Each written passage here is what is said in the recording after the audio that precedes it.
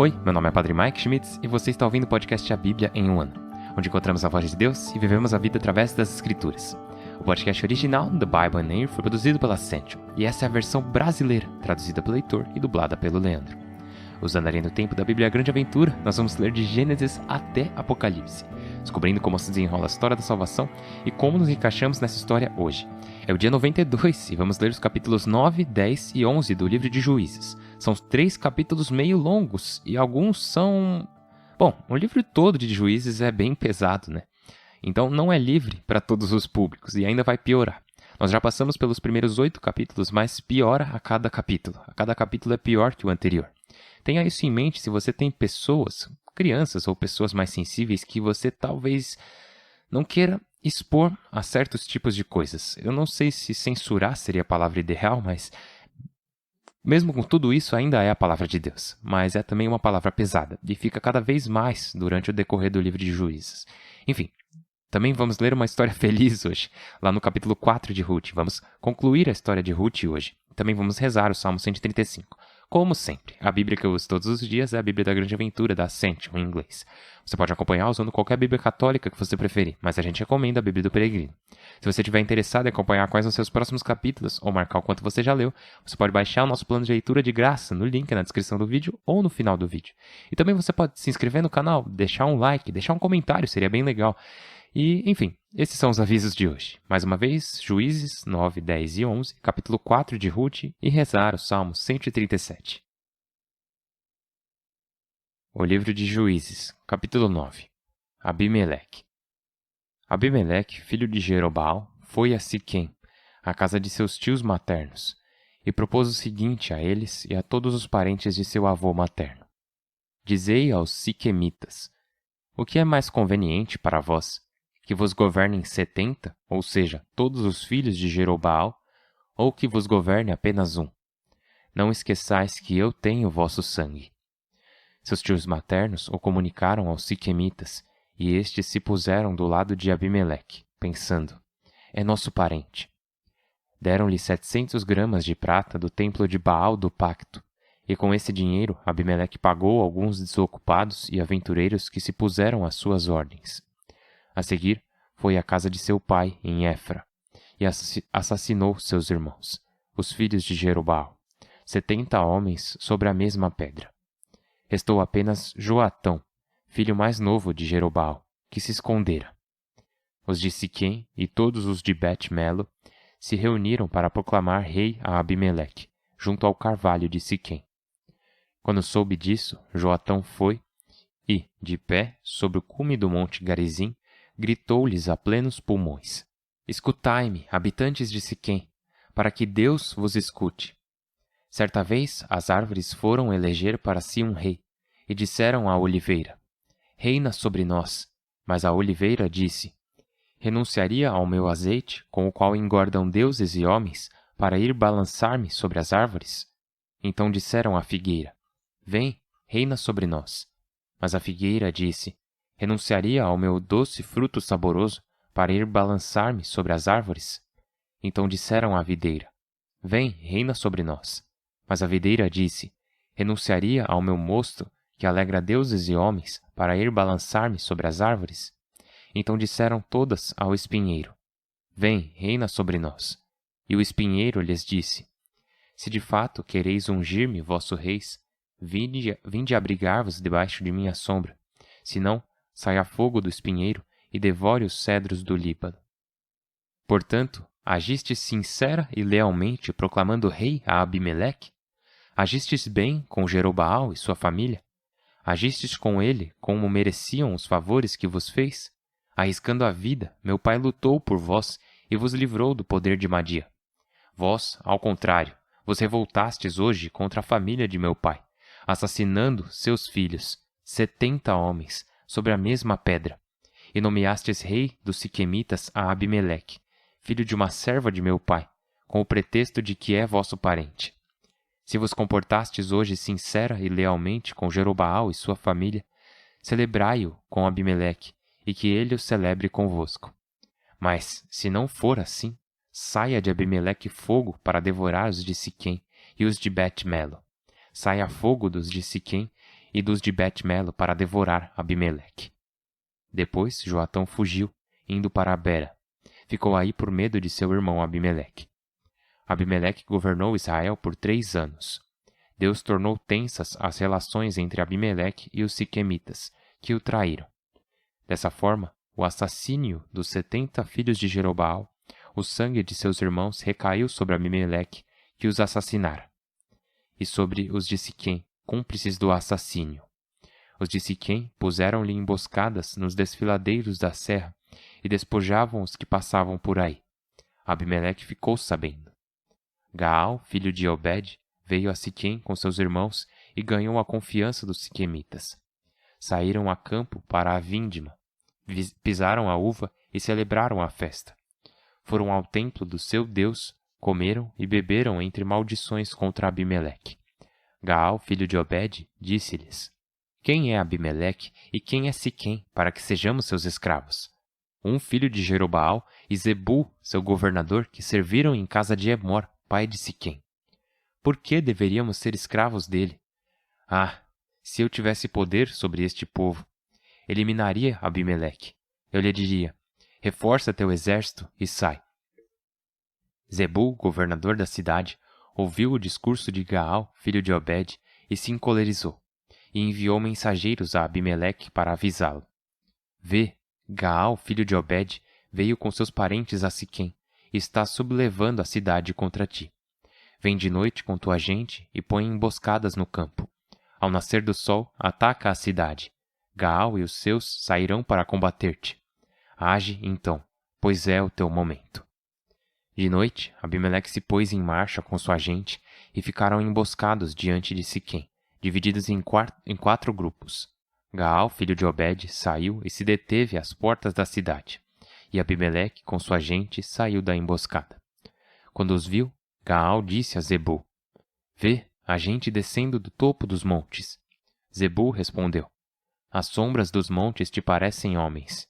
Mas Gaal insistiu: Desce gente de Tabur a Ares, e um grupo avança pelo caminho de Elon-Meonenim.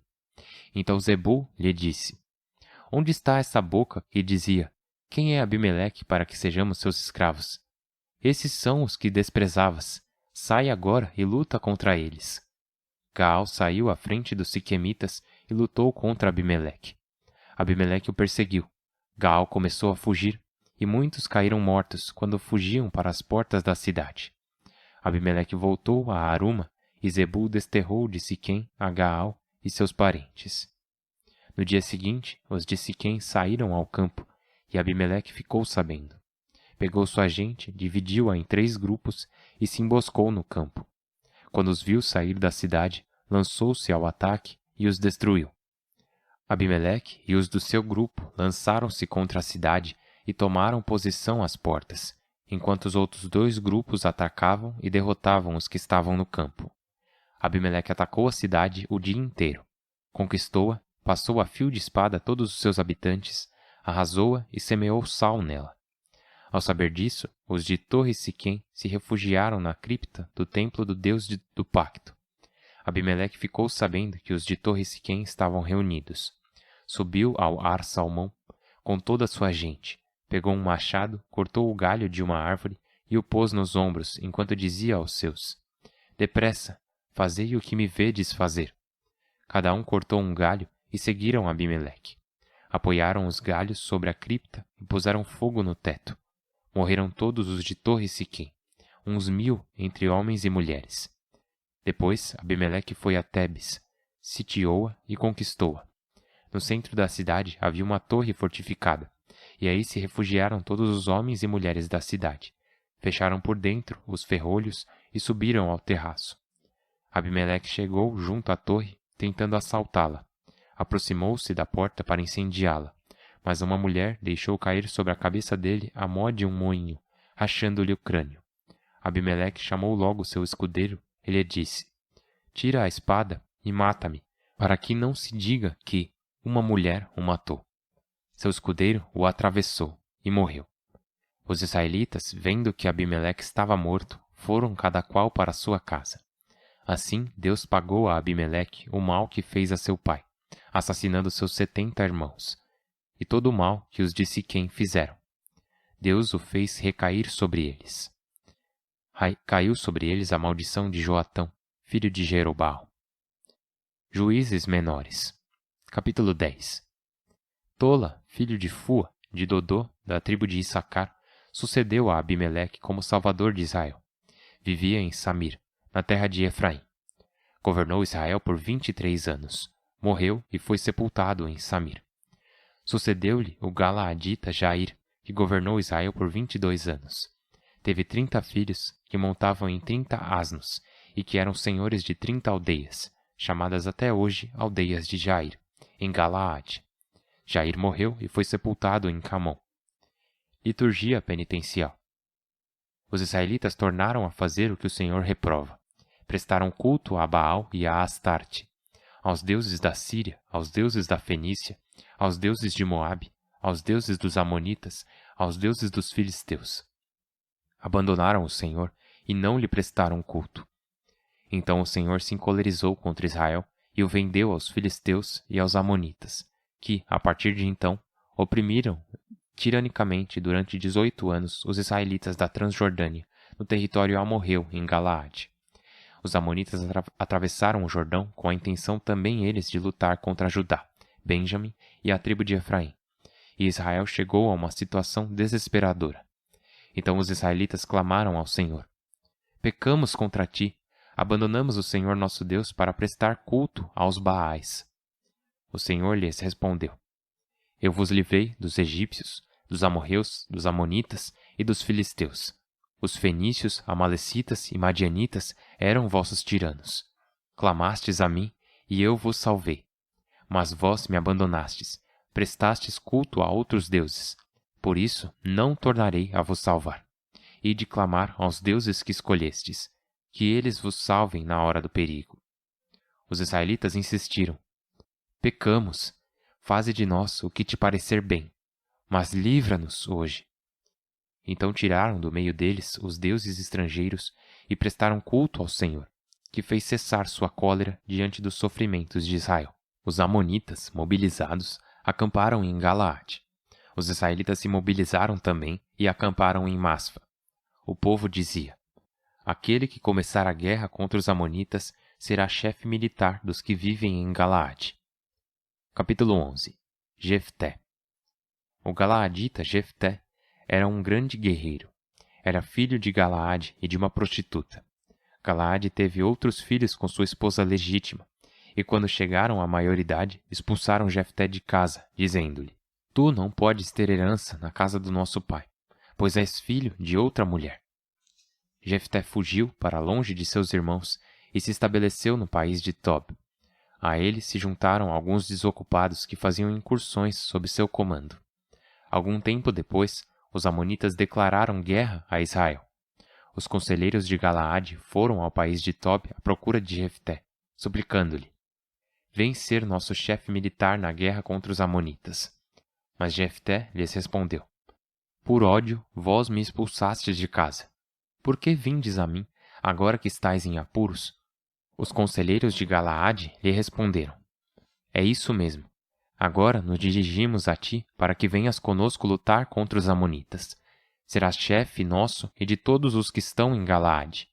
Jefté lhes disse: Quer dizer que estáis me chamando para lutar contra os amonitas? Pois, se o Senhor os entregar a mim, serei vosso chefe. Responderam-lhe: Que o Senhor nos julgue, se não fizermos o que nos dizes. Jefté partiu com os conselheiros de Galaade. O povo o nomeou comandante e chefe militar, e Jefté fez o juramento de posse diante do Senhor, em Masfa. Depois enviou alguns mensageiros ao rei dos Amonitas com esta mensagem: O que te fiz, para que venhas contra mim, para guerrear contra meu país?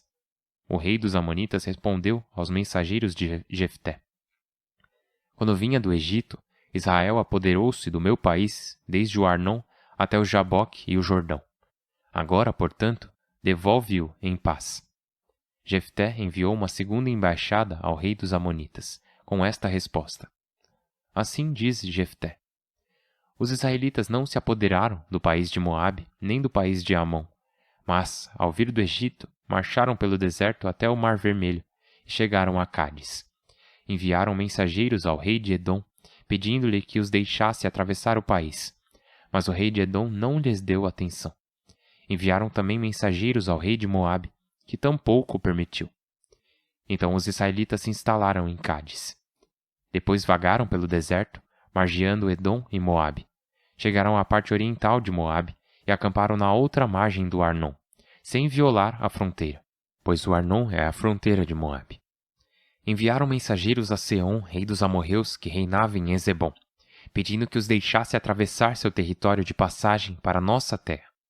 Mas Seom, não confiando no pedido de Israel para atravessar sua fronteira, reuniu suas tropas, acampou em Jaza e atacou Israel. O Senhor Deus de Israel entregou Seom e todas as suas tropas em poder de Israel, que os derrotou e tomou posse das terras dos amorreus que habitavam aquela região. Tomaram posse da demarcação dos amorreus do Arnon até o Jaboque e do deserto até o Jordão. Portanto, se o Senhor Deus de Israel expulsou os amorreus diante do seu povo Israel, tu agora queres expulsar-nos? Já tens aquilo que te destinou Camus, teu Deus, da mesma forma que nós temos o que nos destinou o Senhor nosso Deus. Vamos ver.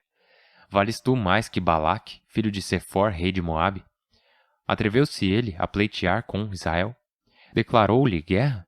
Quando Israel se instalou no município de Ezebom e no de Aroer, e nos povoados à margem do Arnon há 300 anos, por que não os livrastes então? Eu, portanto, não te ofendi, mas és tu quem me ofende, declarando-me guerra. Que o Senhor dê hoje a sentença de juiz entre israelitas e amonitas. Mas o rei dos amonitas não quis dar atenção à mensagem de Jefté. O Espírito do Senhor veio sobre Jefté. Ele atravessou Galaade e Manassés, passou para Masfa de Galaade, daí marchou contra os amonitas, fazendo um voto ao Senhor. Se entregares os amonitas em meu poder, o primeiro que sair para receber-me à porta de minha casa, quando eu voltar vitorioso da campanha contra os amonitas, será para o Senhor, e eu o oferecerei em holocausto. Depois marchou para combater os amonitas. O Senhor os entregou a ele. Derrotou-os de Aroer até a entrada de Menite, 20 povoados, e até Abel-Carmim. Foi uma grande derrota, e os amonitas ficaram submetidos a Israel. Jefté voltou para sua casa em Masfa, e foi precisamente sua filha quem saiu para recebê-lo com pandeiro e danças. Era sua filha única, pois Jefté não tinha outros filhos ou filhas. Quando a viu, rasgou a túnica, gritando: Ai, minha filha, como sou infeliz!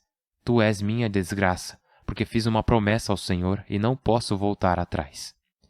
Ela lhe disse: Pai, se fizeste uma promessa ao Senhor, cumpre o que prometeste, pois o Senhor permitiu que te vingasses dos teus inimigos.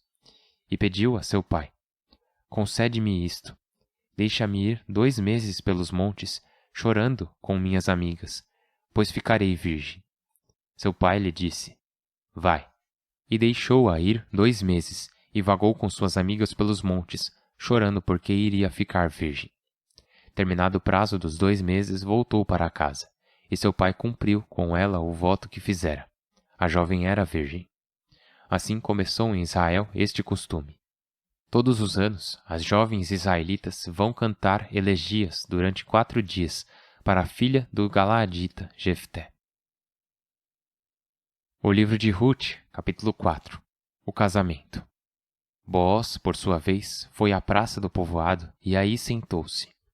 Nesse momento, passava por aí o parente de quem Boaz havia falado. Chamou-o. Escuta, fulano, vem e senta-te aqui.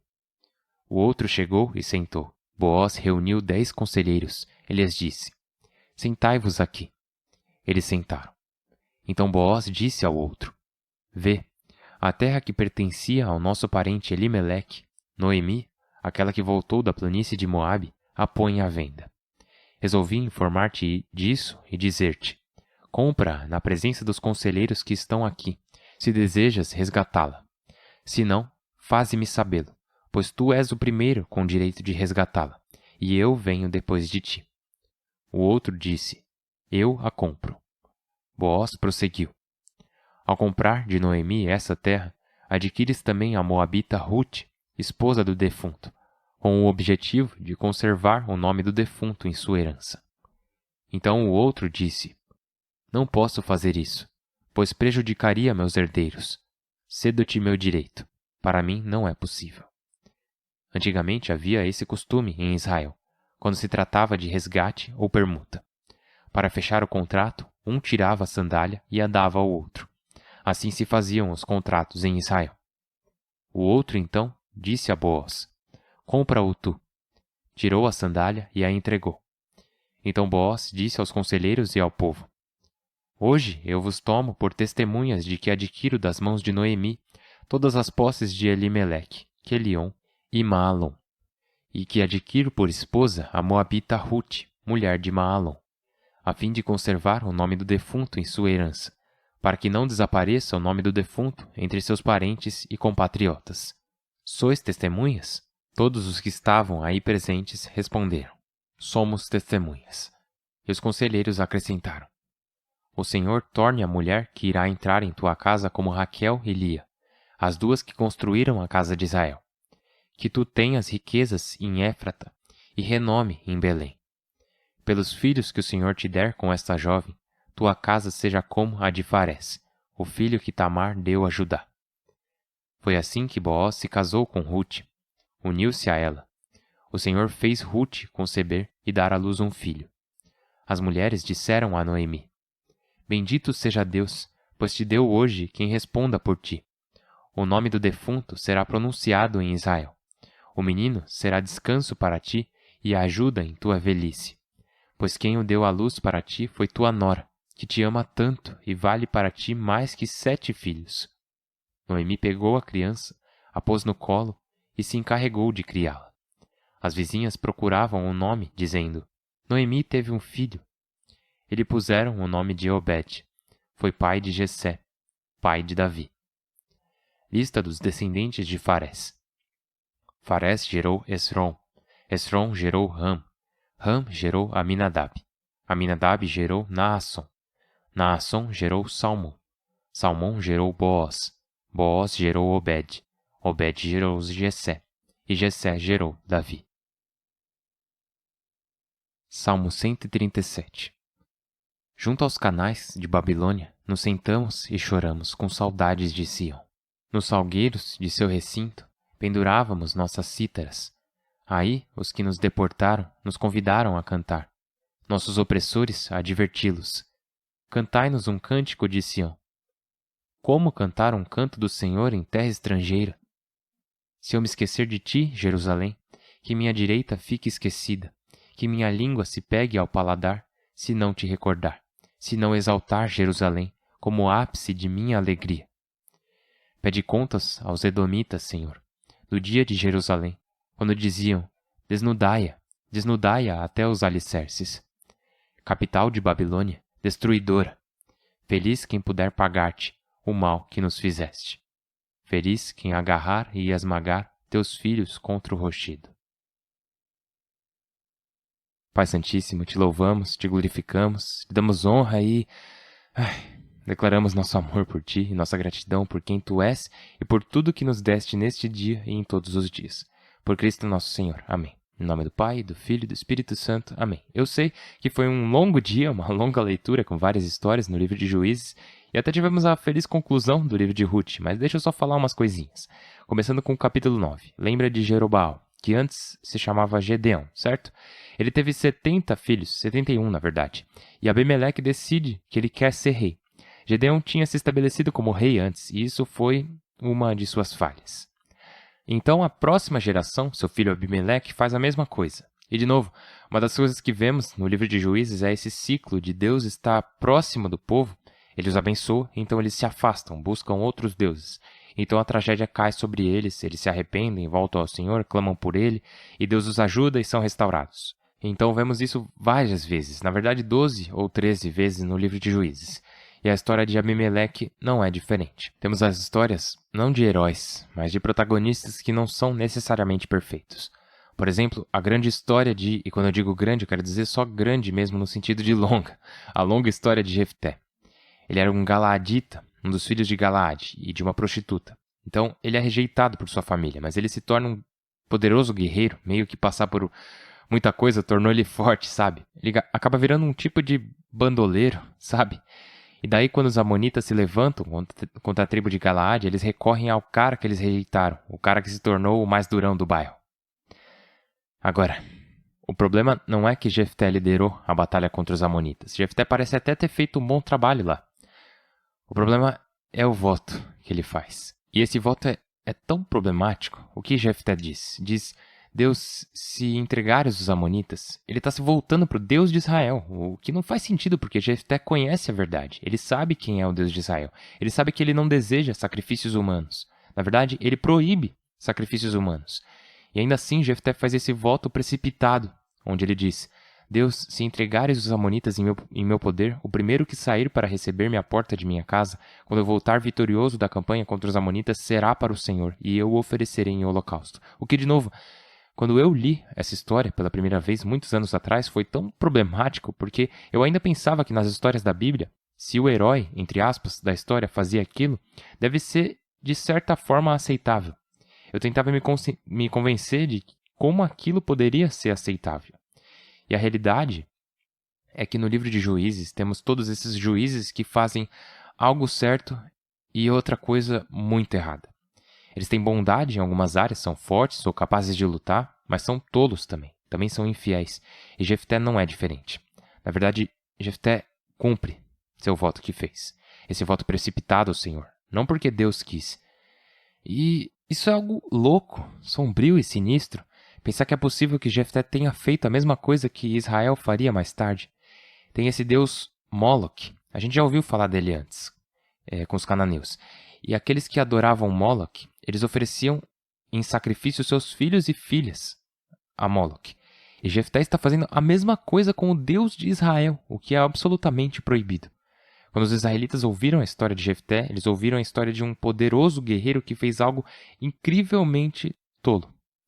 E assim, uma das coisas que a gente pode refletir para nós mesmos nesse último minuto do podcast de hoje é que não devemos apenas querer fazer aliança com o Senhor, não apenas querer fazer promessas ao Senhor, mas precisamos lembrar da necessidade de fazer promessas sábias ao Senhor, da necessidade de fazer juramentos que sejam sábios.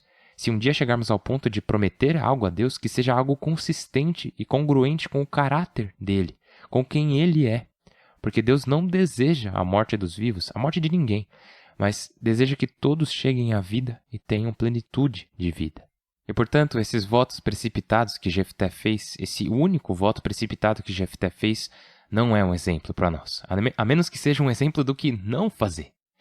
Continuamos a rezar. Estou rezando por você, especialmente nesses longos dias, que temos muitas palavras e muitos minutos.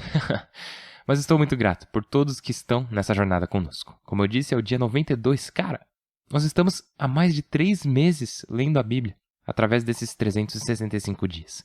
Cara, que bênção incrível. Estou rezando por você, por favor, reze por mim. Meu nome é Padre Mike, mal posso esperar para te ver amanhã. Deus abençoe.